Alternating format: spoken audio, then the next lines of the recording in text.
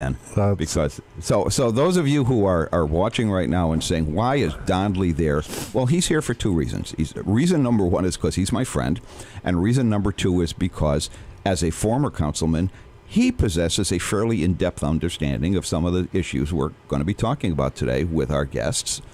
And at some point this morning, we're going to have John Beltranti, the president of the city council, calling in. And in the 7 o'clock hour, we're going to have the mayor. Right. And we're going to be able to ask them all manner of interesting questions and see what happens. There you go. That's what we're here for. Also, we have a telephone, and 572-5579. 572-5579 is the telephone number. And you are more than welcome to call and be a participant in this program, no matter who you are. Right. Even if you're somebody who doesn't like Steve Donnelly, although I find that hard to believe because I think he's a really good guy. I don't hold that opinion. Yeah, I don't know. It's confusing to me. I just don't understand how that can be. So anyway, so here we are. So, Steve. Yes, sir. Since you're the only person here who probably watched the whole thing on Tuesday night or was there for the whole thing, what the hell happened? Well, because I'm confused. Oh, the water meeting? Yeah, the water meeting. I was there for that. Were you? Yeah. Okay. Well, you were there televising, right? Or were you just... No, I made sure I had booked somebody. I was there just to make sure he showed up. Okay. Because it was a huge meeting. Okay. Gotcha. So they reintroduced the water bond that was rejected back in mid-March. Okay. So they had a special city council meeting. The mayor and President Beltranti said, we're going to have another meeting. And that meeting actually was a little bit controversial. They accused, or I'll name names, Councilor Emershy accused, I don't know who he was accusing, just city officials in general, I guess, probably including the mayor, that they were having a meeting without telling what was going to happen at the meeting. And Emershy said, they're withholding the agenda. He took a screen grab of the council share drive, posted it on Facebook, and said, I can't get a copy of the agenda.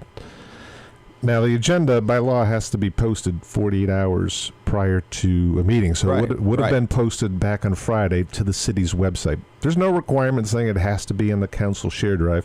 There's been many a times when it wasn't on the council share drive, but it's posted at City Hall. It's posted on the city website. So it was in fact posted in the usual place? In the usual place. Okay. And that itself, because it was on the council share drive, grew into a bit of a conspiracy. So he apparently he thought and others thought that the meeting was just going to be a round table. They didn't know about a vote for the water bond, but it was apparent to everybody there was going to be a vote, and it was on the agenda that there was going to be a vote on the bond. I knew that there was going to be a vote, right? And I'm just an extremely casual observer. Okay. So still confused. Yeah, okay. Well, that's what happened. That was the lead up to the meeting. Then at the meeting, they had about a 2-hour discussion about the bond. A lot of ground facts came out. You know what I mean? Like background stuff that normally doesn't come out, because usually when it gets to an open council meeting, it's kind of an executive summary, and all that work is done in committee generally. Right. And all this work was done by the Water Commission, and years of planning went into this. The Water Commission voted for the rate increases last year. Mm-hmm. And now the rate increases are what's going to fund repayment of the bond. Is that correct? Okay. Yes, they knew all this work was coming, and so they said, we got to find a way to pay for this, and the way you pay for water infrastructure improvements is through rate increases. Now, as it came out in the meeting last week, we've got very affordable water rates, lower than surrounding communities. I think we're like, what is it, Pete? $3 per something or something. I heard it was. Our rates are probably the lowest in the area. Yeah, lower than Chicopee, and I know Chicopee Springfield, are traditionally low. Yeah. So we had some healthy increases, 10% this year, 10% next year, and I believe we had 10% last year. So pretty healthy. I mean, but we need it. The infrastructure is in disrepair, and we need on the order of $15 to $20 million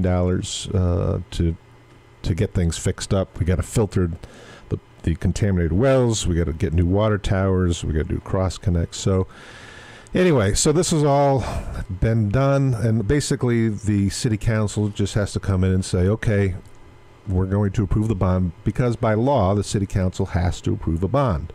That's just a requirement. But all the work had been done by the Water Commission. The rate increases has been done by the Water Commission. The city council vote is more or less a formality. City council doesn't have any say over the water infrastructure. That is the Water Commission's job. That's why we have a Water Commission. Okay. But some city councilors believe otherwise. They think they should be micromanaging this whole process, and that's what they're attempting to do. Okay. And with that, we're going to say it's 6:15. We're going to take a really quick break, and we'll be right back. Support for community radio on WSKB is provided by Betts Plumbing and Heating Supply Company, an independent, family-owned wholesaler serving Westfield for over 50 years, specializing in plumbing, heating, and industrial piping supplies. On the web at bettsplumbing.com or at 14 Coleman Avenue in Westfield. Support for the community programming of WSKB is provided by the Barnes & Noble College Bookstore in the Ely Campus Center, offering Westfield State t-shirts, sweatshirts, and gift merchandise, all of your academic needs, and offering textbook materials in new, used, ebook, and rental formats. Available at the bookstore on campus or online at westfieldstate.bncollege.com.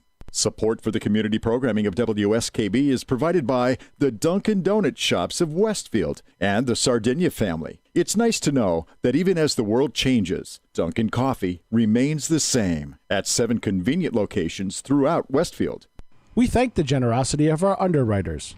For more information, please contact the Westfield State Foundation at 413-572-8646. Discussions of local politics, events, happenings, and miscellany potpourri. That's what you'll find on Ken's Den, Tuesdays from 8 till 10. Live from the campus of Westfield State University, this is 89.5 FM, WSKB, Westfield. Hey, good Monday morning. It's By George. It's Monday. George Delisle and Pete Coles and Steve Dondley. And my brain just turned off again. Oh, my God. Chilean Knapp. Yeah, Is she's here. right over there. And smiling and laughing. I'm telling you, this being awake thing at 6 in the morning, it's not working out for me this week. You need to go to bed early on Sundays. Yeah. Good idea. I go to bed early. I got a better night. idea. I'm going to. Sometimes it works and sometimes it doesn't. So next week, I won't be here. Next week, yeah, don't rub it in. Hey, I'll be on a boat in the Caribbean enjoying pina coladas or drinks with tiny umbrellas or whatever the hell we're going to be doing. Yeah, and Amanda Brodkin will be our guest host along with Michael Silvestri. And I don't know what they're going to do, and frankly, I don't care because I won't be here. That wasn't a real phone call, was it, Pete? Or was it? Nope. 572. That was me. I was actually trying to copy and paste the phone number. I accidentally dialed it. 572-5579. 572-5579 is the telephone number. If you want to call and tell us we're doing this wrong, we're open to criticism, or constructive or otherwise. Just call on in and you can't call and say shut Steve's mic off. No, well, they did that last week. Did they? Well, they didn't call in. They just put it on Facebook. They put it on Facebook. Well, you know what? It's the First Amendment and all that good stuff. They can say it. Doesn't mean we're going to do it. I take that as a badge of honor myself. Okay. Someone's got to be reasonable and logical about these things, and we seem to have veered off of that path a long time ago. I'm a fan of what they call facts. Right. Facts are good. I like facts. I am too. I'm really hoping we're going to hear from Councilor Beltrandi in the very near future. He will be calling in at 6:30. At 6:30. Okay, well that's good to know. So and then again we have the mayor, who should be calling in right after the 7:00 break, and I'm told he's going to be able to hang with us until about 7:45. Because there was a mayor's coffee hour this morning. Ah, yes. Being sponsored by the Chamber of Commerce. I will be Where's it at? playing this once in a while during the hour. Just to rub it in for George. Oh, thank you. You're welcome. I thought you were implying we were on the freaking Titanic here. And, No. heading right for the iceberg, man. I don't know. I don't see any ice around here. I might see a little snow. A little up bit the of window. snow. A Snow. little bit of snow.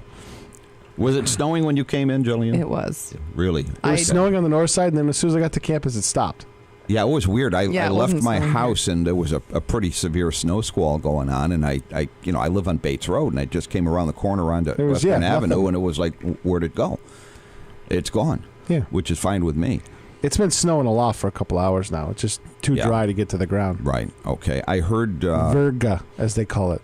in Verga, huh? my daughter's outside of Providence and was expecting a 1 to 3, Yeah.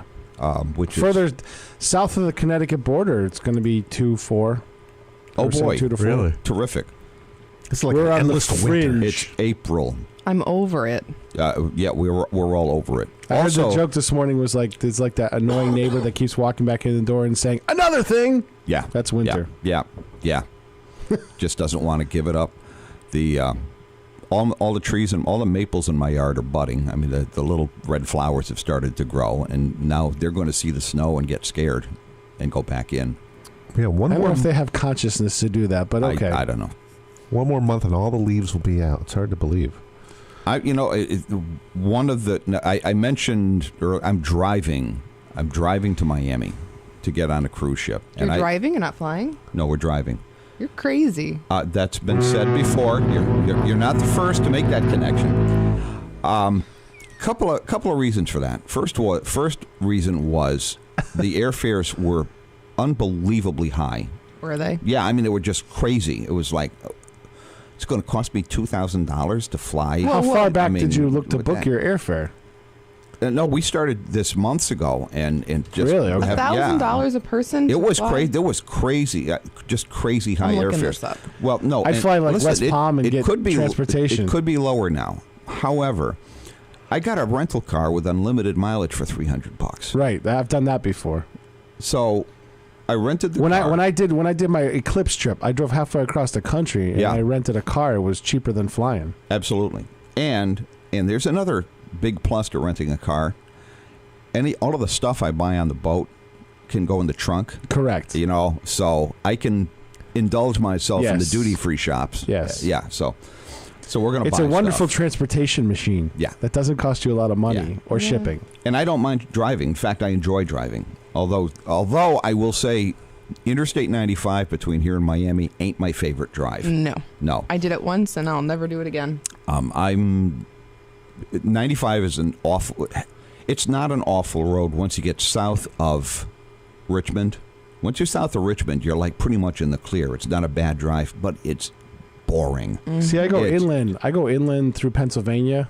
That's what we're going to do for the first 80, leg. 84, 81. That's exactly what we do. And then I pick up US 50, I think, from Winchester, Virginia, down to Fredericksburg, and I hook up with 95 at Fredericksburg, south of Washington, because it's an hour longer drive. Except if you try to go 95 through Washington, well, Forget it. you're going to be parked for 3 hours. Yeah. every time. Even on the bypass, it takes forever. Yeah, it's an awful drive, and it's just Plus, not worth it. you can make a nice stop in Penn Dutch Country for lunch, and things like Yeah. that. Absolutely, and Wonderful we do. places down there. Yep.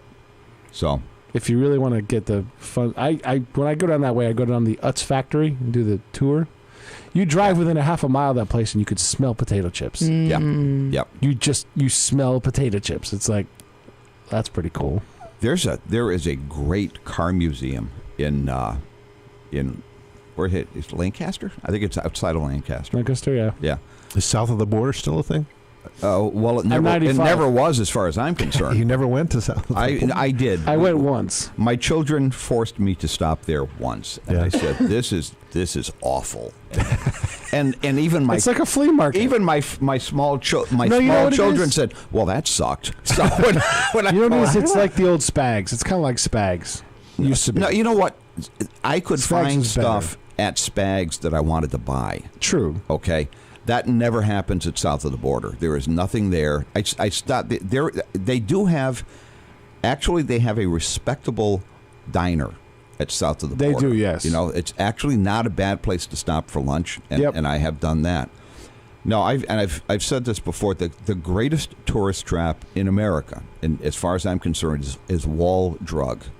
You were telling me about that. Yeah, Wall Drug in Wall, South Dakota, which is right. It's on the.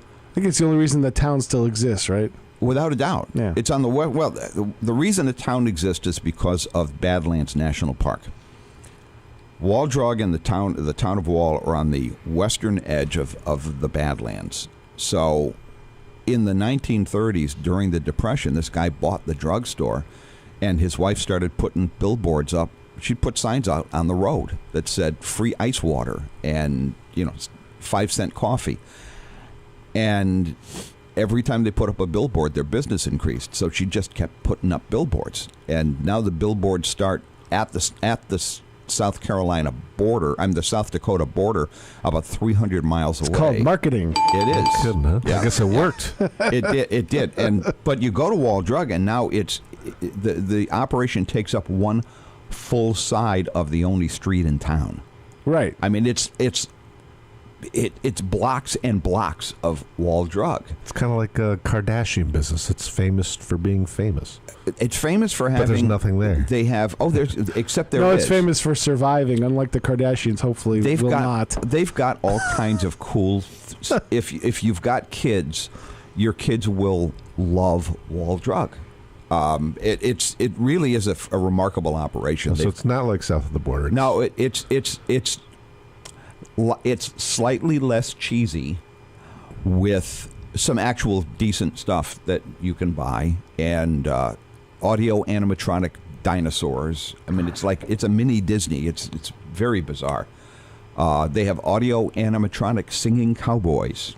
You put a dime in the slot and it sings you a bad country and western song. It's got a country and western shop. It's got a tack shop. It's got a photography store. It's got a big restaurant where they still serve 5-cent cups of coffee, and you can get a pretty decent bison burger, among other things. I mean, we always, if we're in that area, we always stop because it's just like it's Wall That Drug. might be on my Route 20 bucket list trip. Yeah, and they've got. Make a There date. are always 10 tour buses in the parking lot. Always. It's like, okay, they have entire tour Get out, buses. dump the passengers. We can kill a couple hours. Here we are. Yeah, we're at Wall Drug. Yeah. So you've been to Badlands. What is Badlands famous for? I can't say I know much about that. Isn't it Badlands- like multicolored cliffs and stuff? Yes, it's a very, very interesting wind and rain, but mostly wind driven rock formations. It's really pretty. It's also called the Badlands because there ain't no water anywhere near it. So it was Like a desert. Pretty much. It's the high plains, but it's absolutely beautiful. It's spectacular to look at. Just bring a lot of water. And We'll go to we've Wall been- Drug. We've been there. Yeah, Free ice water. Get some free ice water or 5-cent cup of coffee with your buffalo burger. It's great stuff. It is. It's 6:30. This is WSKB FM 89.5 FM in Westfield. We'll be right back. Support for the community programming of WSKB is provided by Bay State Dental. Comprehensive dentistry at 14 convenient locations in Springfield, Chicopee, Longmeadow, West Springfield, Belchertown, East Longmeadow, Ludlow, Northampton, Greenfield, and Wilbraham, as well as 29 Broad Street in Westfield. Bay State Dental makes it a priority to help you achieve and maintain the healthy smile you deserve. On the web at baystatedental.com. We thank the generosity of our underwriters. For more information, please contact the Westfield State Foundation at 413-572-8646. Friday mornings is something different on 89.5 FM. It's JP's Talk About Town. Community Radio. 89.5 WSKB. Live from the campus of Westfield State University, this is 89.5 FM, WSKB, Westfield. Hey, good morning. It's the Jillian Knapp Show. Hi, Jillian. Jillian. Hey. You've been really quiet. You just woke her up. Yeah. George Delisle here with Pete Coles and Steve Donnelly and, of course, Jillian Knapp. And on the line, we have the president of the Westfield City Council, John Beltrandi. Good morning, John. Good morning, all. How are you? We're terrific. How are you doing? Good. Hopefully everybody had a great Easter. We were all talking about how we had overindulged on things, and now we're not quite awake. But, hey, it's still Monday, so what are you going to do? So, well, thanks for having me on. And I'm going to ask you the question I always like to ask people in your position. What the hell were you thinking when you took that job? Well, I thought it was the right move, just because I try to bring this, clearly two different sides of the room together. And, I just felt that being somewhat neutral in most cases, I could, get everybody to work together. And I think some of that's clearly happened in the last 3 months. First of all, let me thank you for your efforts to do that because, all kidding aside, it's not an easy job. It's a difficult task trying to reach a spirit of compromise, especially when sometimes people don't want to compromise. They want to have it their way. Are you encouraged by recent events, or how do you feel about it? Well, I am encouraged, and I'll tell you why. The water issue, of course, is the biggest thing we've got to deal with right now, just before budget. But, one thing that this whole situation brought about is a very clear line of communication between the mayor's office and the city council, the department heads. That roundtable meeting that we had last Tuesday was a wealth of information. I think that it answered many questions from the public as well as the city councilors. And without that, I think we'd still be stumbling along. It wouldn't be in committee at this point. Okay. Now, where does it go from here? Right now, it's been back to L&O. It's in L&O. Tomorrow night there'll be a meeting of L&O, be televised on Channel 15. And for our listeners who don't speak the jargon, this is law and ordinances. Legislative and ordinances. Legislative and ordinances. Okay. Yeah. So this will be where the subject will be brought up in committee, so that there can be some more discussion if necessary, more questions if they need to be answered, and then it'll hopefully get a positive recommendation coming out of legislative and ordinance to come on the city council floor for a first reading by title only on Thursday, and then ultimately, if that works, that'll go for second reading at the second meeting this month. Now, John, why did it go back to L&O? The bond didn't change substantially or at all, and I think some were expecting a vote last week. How did it get to L&O? Well, I don't think you had the support on the floor immediately to get a vote to do first reading. So we sent it to L&O so that any lingering questions or doubts that there were could be answered, so that we don't end up with a situation on the council floor where we've got things going back and forth for literally hours. It's easier to get the questions answered in committee than it is to try and, on the floor, it's very difficult because there's nobody there you can get to unless you invite them beforehand. We already did that with the roundtable. So it's just a step in the process. Can you speak to the second guessing of the legal advice that we're getting from our own in-house attorneys and the external attorneys that the city has hired? It just seems kind of baffling that some counselors, and I'll name names again, Counselor Surprise at last week's meeting was openly challenging the process, and he has no legal background. And are you working with Counselor Surprise to get him over that hump, to bring him to understand that, we've got to listen to what these attorneys are telling us? We got to take their advice? Well, let's not lose sight of the fact that, Steve, you were on the council, of course. Yeah.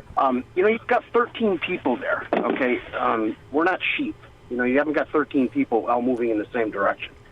Counselor Surprise has done a tremendous amount of background work. Some of it you may agree with, you may not, but he's contacted several agencies.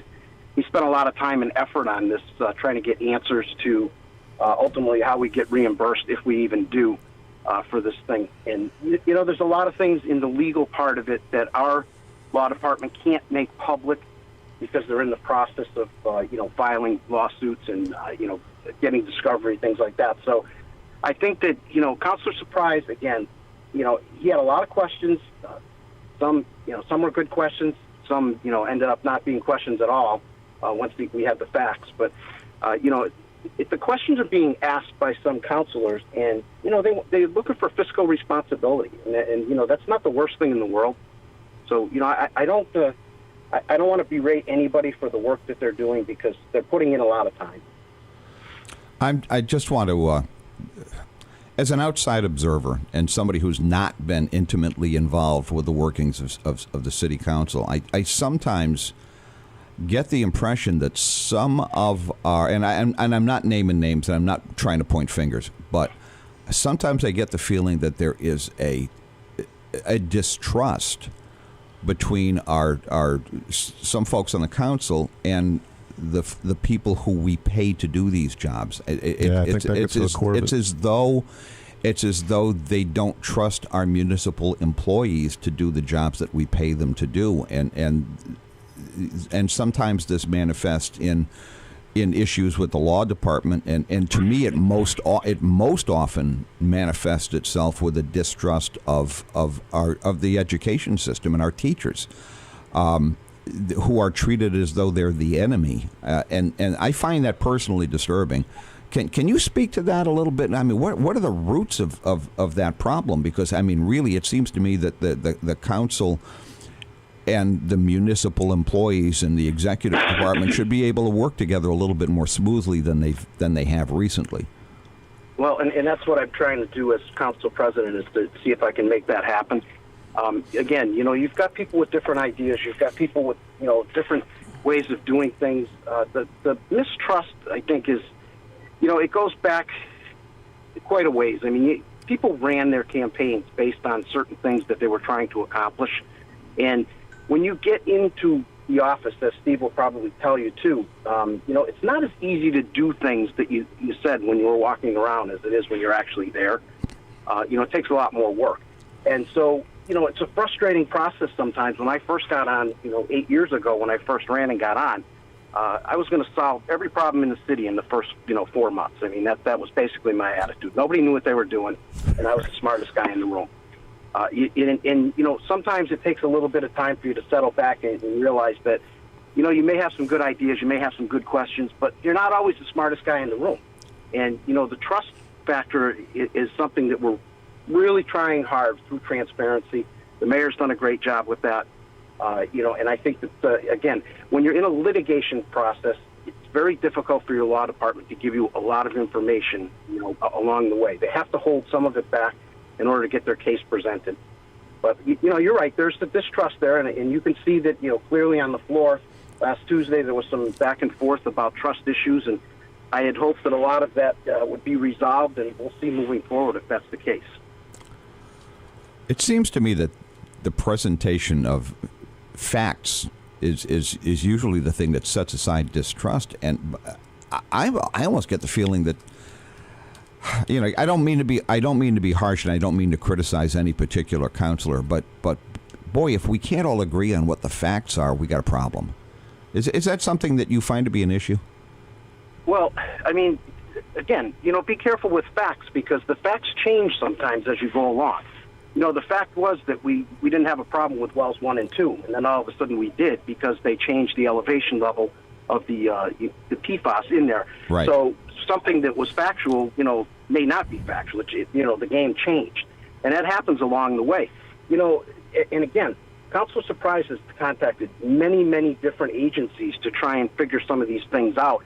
And again, the facts change along the way, because one of the things that we're unique in this process is that the city of Westfield owns the property where the problem is, whereas most of the other facilities across the country are either owned by the Department of Defense or the Air Force or whoever, and they're the ones that ultimately are responsible for cleaning it up. We have a different situation, so our facts are different, and some of that evolved recently, where people found out that there was a difference because of these facts. So again, they change as you go along. Well, another complicating factor in this case is, as Sue Phillips pointed out, Sue Phillips is the city attorney, the chemical in the wells technically isn't on the EPA's hazardous chemical list. It hasn't been officially recognized as a hazardous chemical, even though, science tells us it is. And as she pointed out, this, no, Steve, this I got to back you up. Yeah. When you say science tells us it is, yeah. What science and where's it coming from? Well, I mean, who's made that determination? Well, there's been many studies on this particular chemical. I can't speak to the specific body of evidence, but there have been scientific studies, and there are indications that it is hazardous, and that's why the EPA has recommended a 70 part per trillion advisory limit. Okay. It's not a law, it's just an advisory limit because for whatever reason, the EPA hasn't done the legal legwork to make it a hazardous chemical. But okay. they do advise that, hey, you got to limit this chemical because there's good evidence out there that this is potentially harmful. Okay.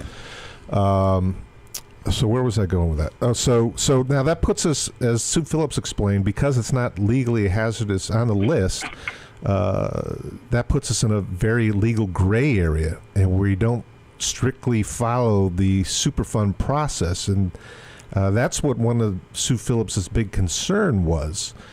And I think Councilor Surprise seems to ignore that. I mean, he's I congratulate him for doing his homework, but you can have your facts completely wrong if you don't know the legal gray areas here, and there are a lot. And so I'm kind of baffled as to why he thinks he's right when he is an amateur at this. That's what's frustrating to me. Well, Steve, let's not forget we're all amateurs at this. I mean, sure, but Sue Phillips is not an amateur, and we should be listening. Steve, let him answer. I know, but all right. I know it's difficult sometimes to understand that you have different people that have different ways of doing things. Like I said, you have 13 people on the city council. The fact that you're not going to get all 13 of them to agree on something or the method and how we get there. That's just the way it is. I mean, Councilor Surprise, again, is doing what he thinks is right. He's doing what he thinks is best. At the end of the day, we'll see what happens. He's one vote, okay? He's going to vote the way that he feels that, is in everybody's best interest in his eyes, okay? So I can't spend a lot of time talking as to what he's thinking or why he doesn't either trust or believe what's going on. That's something he needs to conquer. I can't solve that problem for him. Sure. But I think that meeting on Tuesday went a long way towards people understanding, where we're at and where we're headed. And that's information that we needed to have for the general public as well as the council. Councilor, do you think there is a consensus among the members of the council that the getting this water problem resolved should be our highest priority? There's not one person on that city council that doesn't want to clean that water. The issue is, one of the issues is that there's been a lot of different thoughts on how to, get reimbursed for it. And again, we may not get reimbursed for it. This may never happen.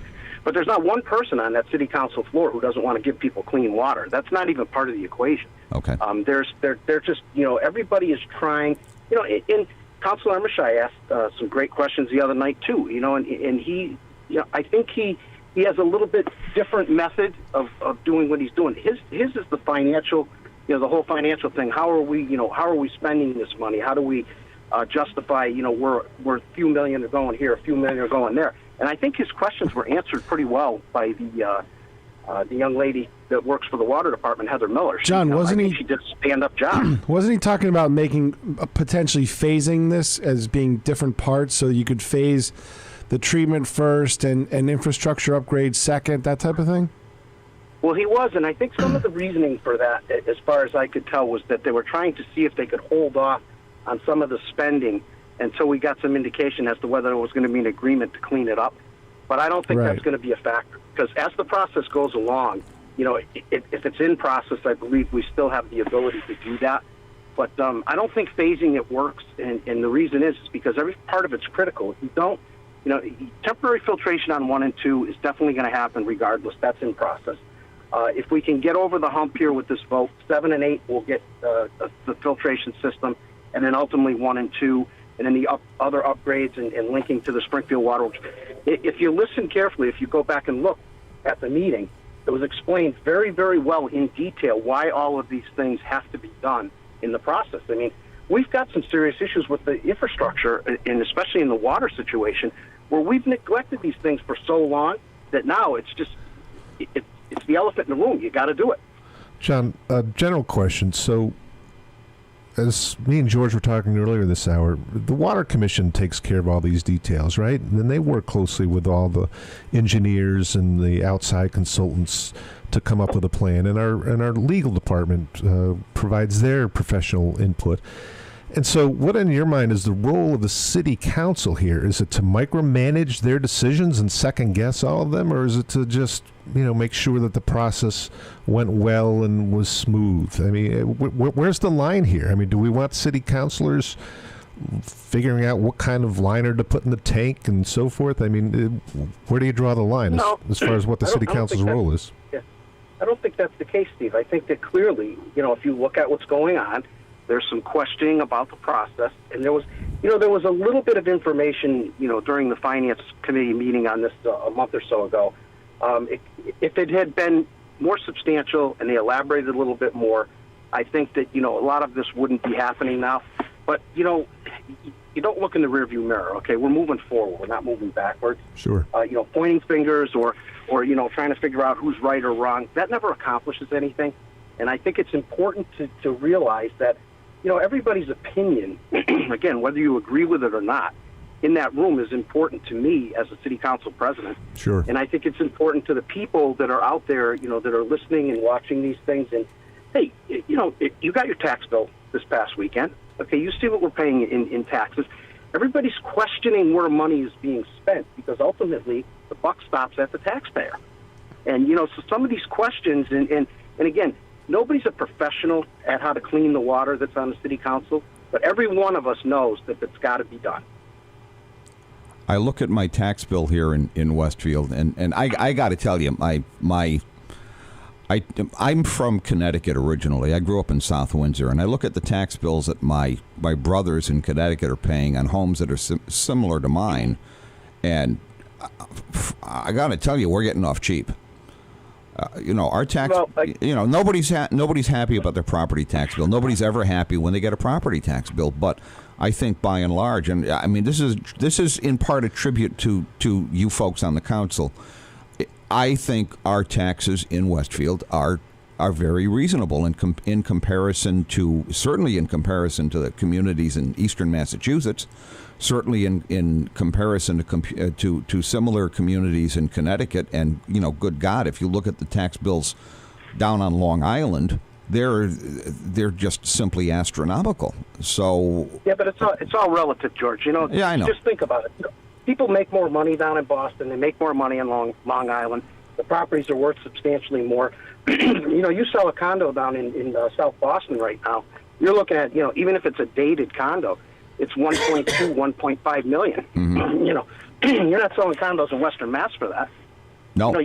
It's a different ballgame, and I get it. Do I think that? I think we get good service for the taxes that we pay, but again, there's everybody wants to pay less. Especially at a time where sometimes the incomes aren't keeping up with the the escalating expense. So it's an issue that needs to be dealt with. People on fixed income, people that that have jobs that pay. And not minimum wage, but I mean at the lower scale. It's difficult. The process, the tax bill is a definite issue, and you heard it on the campaign trail. I know I did. That was one of the main things everybody talked about was, what do we do about taxes? What can we do to find ways to be more efficient? And I think that's what we got to look at moving forward is how do you become more efficient? I am all for efficiency, and I agree with everything you just said, but when we start looking at our public employees as the enemy, and I've heard that. I've heard way too much of it in this community, especially with regard to the teachers. I think we're making a grave mistake. Those folks are part of our community, and by and large, they're paying taxes too. And, we need, I think we need as a community to provide good education and a lot of other services that are just essential to the quality of life and to make sure our kids grow up the right way. So I am always disturbed when I hear public officials attacking members of public unions as though they're freeloaders or something, because they're not. That's just my 2 cents. You know. Again, I'm not going to say that anybody that's working in the teachers union or anything is freeloaders. That's far from the truth. My daughter was a teacher in Westfield before she decided to raise a family. Mm-hmm. So I'm ultimately familiar with how things work. I mean, teachers, unfortunately, they have a huge job and they don't get paid a substantial amount of money to do that job. And it's unfortunate, but sometimes it's not fair. But just remember something. When you choose a profession moving along, you choose that profession, okay, and you pretty much know what it's going to pay, and you know what you're looking at, down the road. And believe me, I think teachers. I deal with 5 grandchildren, okay, at my house yesterday. I'm thinking, how does somebody deal with 30 kids in a classroom, on a day-to-day basis? It's just, it's not easy. And again, my daughter was in the education in Westfield. She taught in Agawam. So I'm really, I don't have any issue with the teachers or the teachers' unions. I mean, we're always looking for ways to be more efficient. But, costs increase, cost of living increases, cost of materials increase. That there's things that have to be factored in. So at the end of the whole thing, mistrust, distrust, or anything else, animosity towards, you're still 13 people on the city council, okay? You're never going to have everybody agree on everything. Oh, and nor should you. I mean, that's why we have elections, and that's why there are different points of view. I mean, the different points of view in this community need to be represented, and I don't have any issue with that at all. Where I have an issue is where, this isn't just in Westfield, and it's not just local politics. When the level of civility declines to the point where it gets in the way of getting the public business done, that's when I have a problem. Well, we seem to have that problem all over the country, as you say. I mean, it's certainly not a local problem. It's a national problem. And I think that moving forward, we'll see what happens over the next several years. I think there's going to be some reshaping of different things. Whether it works or not, who knows? I don't have a crystal ball, George, and Steve will tell you. I'm a private sector guy. I've never been in a union. I've never really dealt with that side of it. So I have a little different thought process on some of the things, but I don't berate people for what they do, and I don't say that if you belong to a union, you're a bad person. Okay, Councilor, hang with us for a minute. We've got to take a really quick break. We'll be right back. Support for the community programming of WSKB is provided by Commercial Distributing Company of Westfield. Now in its 3rd generation of family ownership, Commercial is one of the premier beverage distributors of Western Massachusetts. The Plasek family and the staff of Commercial Distributing wishes you good times throughout the year and urges you to drink responsibly. Underwriting for community radio is provided by the YMCA of Greater Westfield. Every day, the YMCA strengthens the community through programs and services focused on youth development, healthy living, and social responsibility. For all the Y's many programs and services, visit us on the web at www.westfieldymca.org. The YMCA, 67 Court Street in downtown Westfield. We're more than a gym. We're a cause. Underwriting support for the community programming of WSKB is provided by the Greater Westfield Chamber of Commerce, the voice of business for the Greater Westfield communities. Informing, educating, advocating, the Chamber provides opportunities for members to make meaningful connections on local, regional, and state levels. For more information on the Chamber's many events, workshops, and programs, as well as the benefits of membership, visit westfieldbiz.org. The Chamber focuses on the most important economy, yours. We thank the generosity of our underwriters. For more information, please contact the Westfield State Foundation at 413-572-8646. Friday mornings is something different on 89.5 FM. It's JP's Talk About Town. Community Radio. 89.5 WSKB. Live from the campus of Westfield State University, this is 89.5 FM, WSKB, Westfield. Hey, bye, George. It's Monday. We're on the line with City Council President John Beltrandi, who's been kind enough to share some time with us this morning and talking a little bit about the water issues and where those stand in City Council. What else is on your plate? Well, budget season's coming up. Oh, boy. We're getting charged up. Oh, boy. Everybody's favorite thing. You should have told me. I would have queued up. It's the most wonderful time of the year.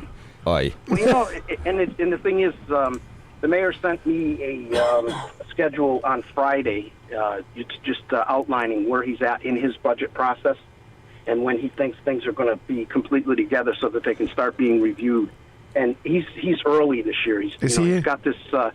He's got everybody really cranked up to get this stuff out and in front of the council, in committees, so that we can deal with any, potential issues or questions that we have, so that we don't stretch this thing out.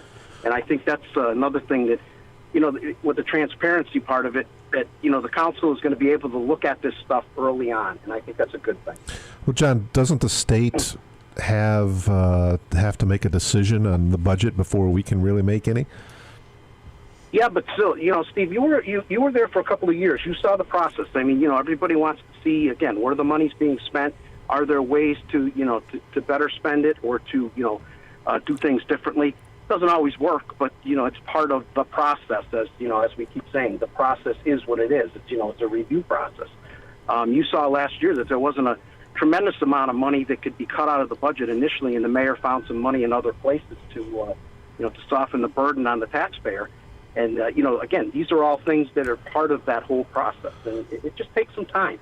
So we're going to be working towards doing that again. Hey, John, before you go, I want to talk a little bit about the other side of the coin. So one side of the coin is spending. The other side of the coin is getting new revenue into the city.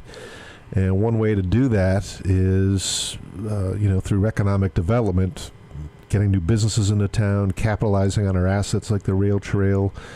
And I think you are now leading or chairing a committee, an economic development committee. What's the status of that, and where do you hope to take that committee? That just happened. That's an ad hoc committee that just happened at the last meeting. The last regular meeting. We got that cranked up so that we can sit and go over with Joe Mitchell, our city advancement officer, where he's at in different processes with things downtown, with rail trail, with airport. I met the airport, the new airport manager, the other day, and he's got some ideas as to how to make the airport become self-sufficient over the next few years, which I think is important. And Joe Mitchell's got a job on his hands here. We've got a lot of opportunity available for people that want to come into the city by way of development, and we're competing with some surrounding communities, and he's got his thing going every day where he's trying to attract people to come in.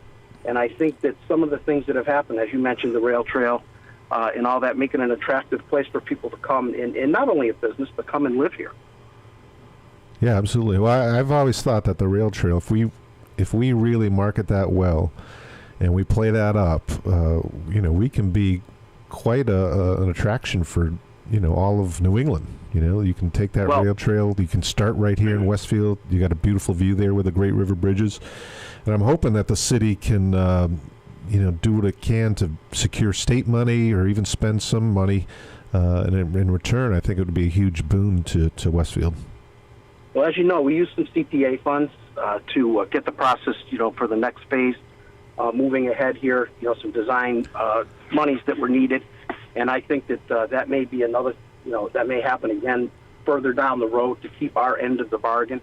Well, do you know if we have to come up with another $250 this year? Is that going to come from CPA? Yeah. Have you heard anything on that? Well, that's the thought. Is I think the CPA funds are probably the target for that.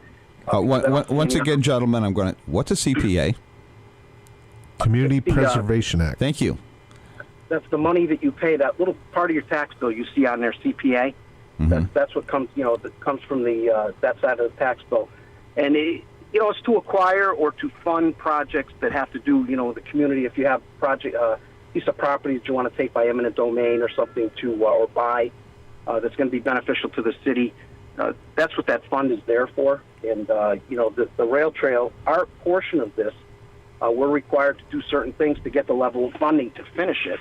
And we're looking, we're always looking at ways to come up with that money, and the CPA fund just happened to be the source. Okay, Councilor, it's 7 o'clock. This is WSKB-FM in Westfield, and we're going to be right back after this break. Okay, thank you. Support for the community programming of WSKB is provided by Westfield Bank. For more than 160 years, Westfield Bank has been an important community presence and commercial leader in the Pioneer Valley. with convenient full banking services in Westfield, West Springfield, East Longmeadow, Agawam, Feeding Hills, Springfield, Southwick, as well as Enfield and Granby, Connecticut. Visit us on the web at westfieldbank.org. We thank the generosity of our underwriters. For more information, please contact the Westfield State Foundation at 413-572-8646. Thursday morning from 6 till 8, it's Patrick Berry, owner of the Westfield News Group, Community Radio. 89.5 WSKB.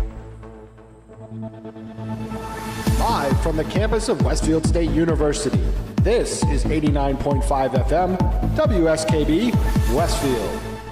Hey, good Monday morning. Wait a minute. It is Monday. We just looked out the Concept window. Beltrandi. Oh, my. Yeah. Jillian just had a revelation that it snows in New England, that the ground is now white. Yeah, it's amazing. It's amazing. Let me see those. I'll fix it. The counselor, I think the council has done a damn poor job of getting spring to come to Westfield, and I Well, I blame. You guys gotta do blame something. I blame Councilman Morganelli for that. He's the weather guy. okay. You know what? I could go along with that one. Next time I blame next him time every I time see the him. weather's bad. Oh man! We just looked out the window, and it's like we can't see out the window because Jillian said that was fog, and I was like, no, that's not fog, that's snow. Unfortunately, Jillian, it is not fog. Because you're out in it, right? You're heading to work. Yeah, I'm actually. Yeah, I've been at work, and now I'm out and about still. But I wanted to spend some time with you guys this morning. Well, we really do Wishful appreciate thinking. you calling in and sharing your knowledge and your experience with us. And I think you might be getting your coffee. Yeah, I am. I'm at the drive-thru. Smart How bad man. is that, huh? Smart. No, you're a smart man because we're in dire need of. We might send somebody on a little coffee run down to the basement. yeah, maybe with And they both look at me. maybe intravenous. Yeah, somebody's going to draw the short straw, right? Right. Yeah. Sure. Well, Donnelly had to move his car. Maybe somebody should text Donnelly and have. Well, him pick it up on the way when back. Donnelly was out there, we should have had him get the coffee. Right, 'cause yeah. He's already left the studio. Yeah. I'll go get the coffee. Hey, it's okay. Maybe Thank you. somebody's going to have to get some coffee because this is getting. We're not up. We're just not awake. Anyway, You know what? I wanted to come in and see you guys this morning personally, but we had 18 for dinner yesterday, and big night. Everybody stayed later than anticipated, so I didn't make it out of the house as early as I would have liked. that sounds really familiar. That's. George feels your We pain. we had something similar at our house. We had every living relative my wife has, I think, was at our house yesterday. Plus Adam Wright. And I'll tell you what, I would be remiss if I didn't mention something, and I posted this on Facebook yesterday. For over 30 years, okay, I've been getting ham at North Street, and I got to tell you something. They never disappoint. If people are out there listening, if you don't go to North Elm Butcher Block, a local business, Yeah. for your stuff, you are just doing yourself an injustice. I saw your ham. It looked really good. Yeah, it was a 20-pounder. Wow. oh wow, Yeah, that's a and there wasn't serious much ham. left. Yeah. Well, how much Yeah. leftovers Yeah. do you have?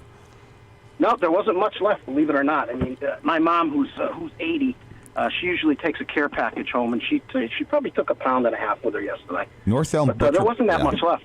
They're We got big eaters. Oh yeah, they are so good. Well, nice Italian family, right? Yes. Well, Yep. yeah, that's pretty much what we had yesterday. We had all of the Sadannos in the universe at my house, and they ate everything, and oh yeah, it was great. But what we do with the butcher block at our big party is Memorial Day, the Sunday of Memorial Day weekend, and I always go to the butcher block and I get an entire ribeye. I buy a whole ribeye. Oh, really? Okay. Yeah, I buy the whole ribeye. They slice it into inch-thick steaks for me, and they are just. There's nobody in the valley that's got better beef than the butcher block. That's they're where I just go terrific. on the Yeah, way they're home. awesome. They do a great job. And I went there to pick up the ham on Friday, and the woman that was at the cash register was talking, and she mentioned that they sold 5,000 pounds of ham last year. Wow. Whoa, that's a whole lot of pigs. 2.5 tons.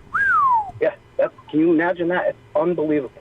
And that's the business that they do. But I don't know where they get it or how it's whatever they do to it, but you buy one somewhere else and it's disappointing. It's not the same. But I try and support local businesses all the time. And you got to give a shout out to them. They just do a great job. Well, it's funny. We always say support local businesses, and we should, absolutely do business with our friends and our neighbors and keep those dollars in the city of Westfield. But I'll tell you, sometimes, and I'm not going to point out any businesses like this, sometimes I find that you've got to spend a couple of extra dollars on the local business, or that the quality might not be exactly what you were looking for. That never happens at the butcher block. No, it doesn't. Their prices are great, and the quality cannot be beat. You're just doing yourself a favor if you buy your meat and some of your groceries there, because they're great. That's why I miss Klein's. Yeah. I miss, especially like Good Friday. I was like, I miss Klein's. Yeah. I'm not being not being a Westfield native. Enlighten me. Oh, Klein's Fish Market on Mechanic Street. Yeah. Okay. Yeah, that was there for years, and it's been closed now. What, Pete? Maybe 15 years? Is it? Yeah, because it was about when a couple years into when I started at the police department, so about 10 or 15 years. Okay. Because I've lived here since 1990. And nobody ever enlightened me about Klein's, so I guess I missed out. They had the best clam chowder. Yeah. The best. And Carl's still around. Carl Klein's still around. I see him at the post office. Usually maybe once a week I run into him. He's still going. Yeah, and his he closed it because he wanted to retire and his kids didn't want the business. And now it's college. I think it's college apartments now. Yeah, that's a tough business, like any small business. It's tough to compete with the national chains.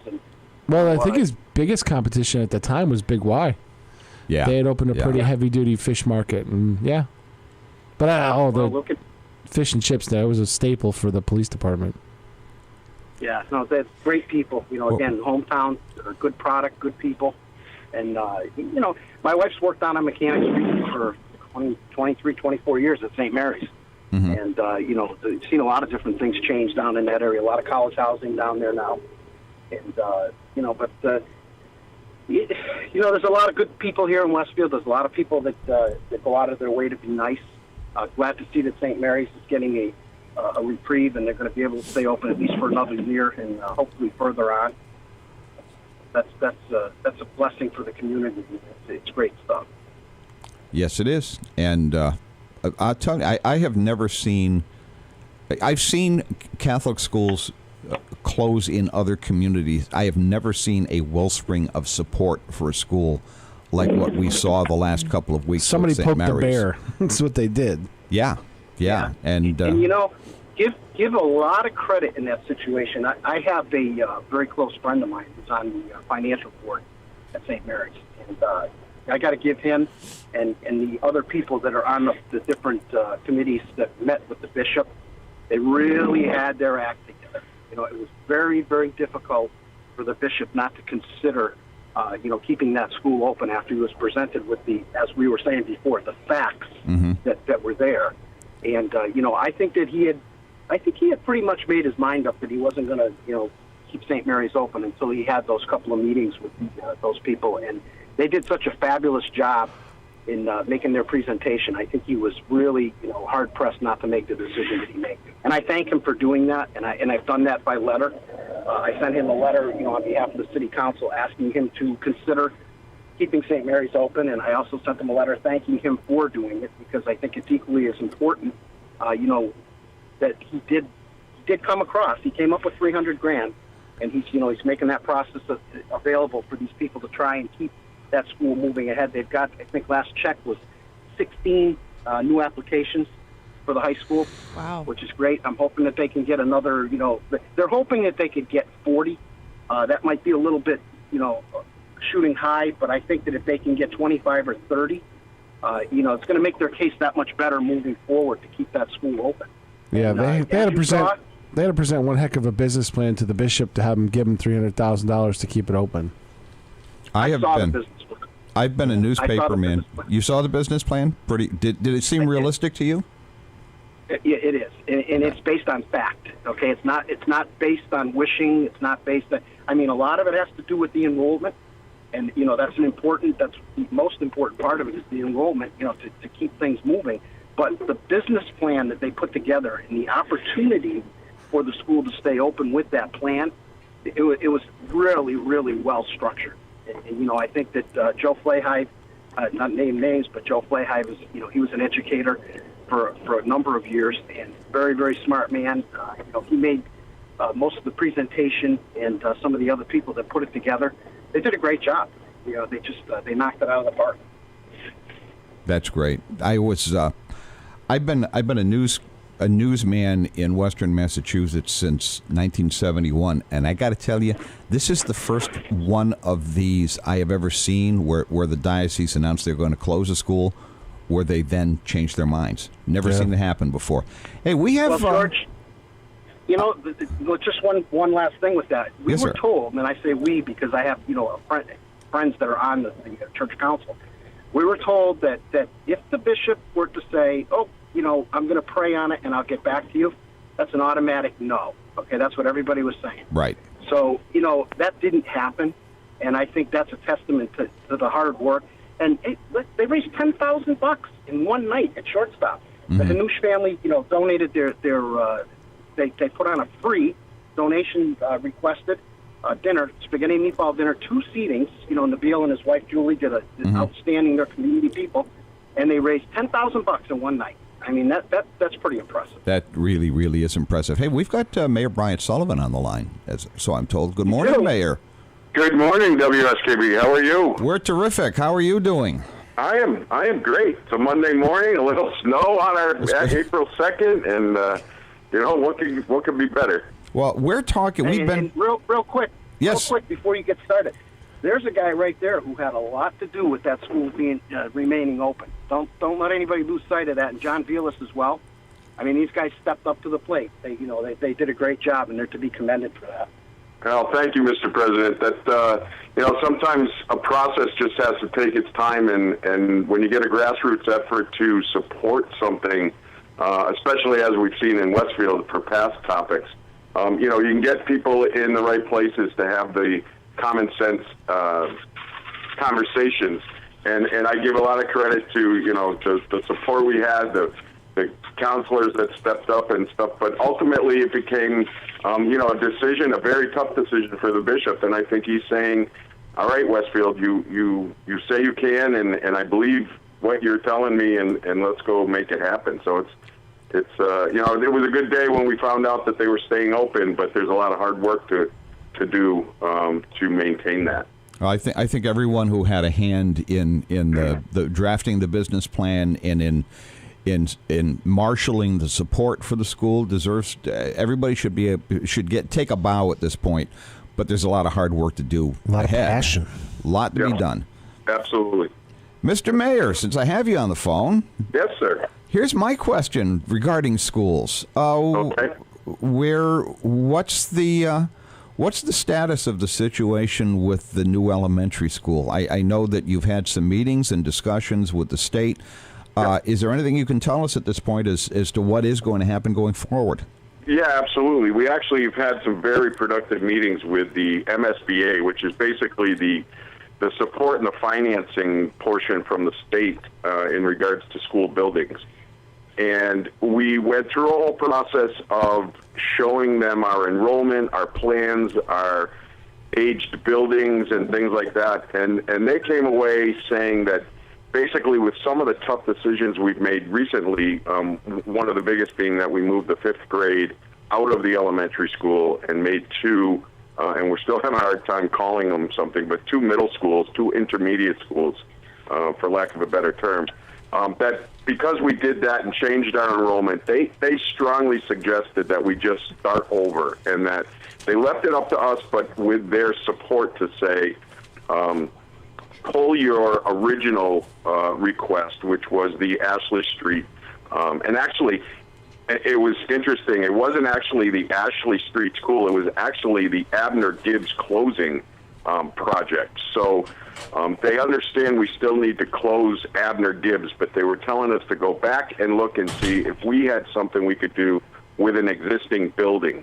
I think the MSBA is getting to the point, if you look around the state right now, the new buildings for whether it be elementary, middle, or high school are extremely expensive to do. So they really want you to get down into the weeds and see if there's something, a remedy you can do in a renovation project with maybe additions. And we walked away with that saying, you know what, we had looked at Franklin Ave Elementary School back, 10 years ago when this first started, and that we think we might be able to make that work with a renovation of a building we wanted to renovate anyways, and potentially put an addition on there to handle what basically would be the closing of Abner Gibbs and having those students come to Franklin.